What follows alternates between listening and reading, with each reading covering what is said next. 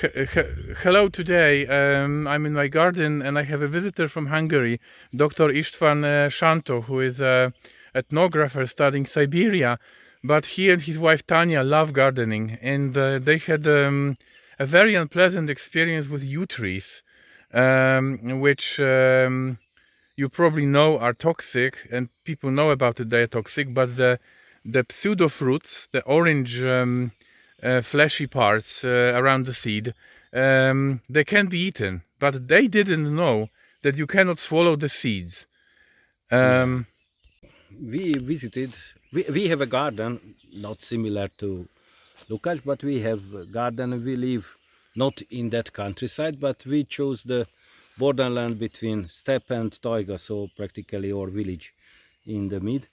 And not taiga. Not taiga. Forest. Forest. Steppe and forest. And we visited. It is practically urban place, so it is a. It is village, yeah. It is the hurt, not this village, but this region is the heartland of father and all the relatives, and there is an aristocratic arboretum in this territory. Practically, it is part of urban village. The village is Alcsút, and Felcsút is the village, and Alcsút is the arboretum. And we visited simple because Tanya is really interested in all of this stuff, and the kids was very small, that maybe 3 years was Sophie and 4 Grisha, but Grisha very conservative, Sophie very experimental, and we found Tisa, this one, and cheese. And they are free running there, and it was even the time of harvesting. So there was this very attractive orange fruit. Yeah. And Sophie experimentally tried it. How many did she eat? I think because we had a guide, a local guide, and an old lady, and she was frightened at that moment. So only she had knowledge about Tisa. Sophie ate it. How many? I think maybe 1 or 2, probably. Really? And your wife also did? And my wife Tanya, because she had any knowledge about it. But she, after frightening our guide, my wife Tanya made a control. So she tried as a control.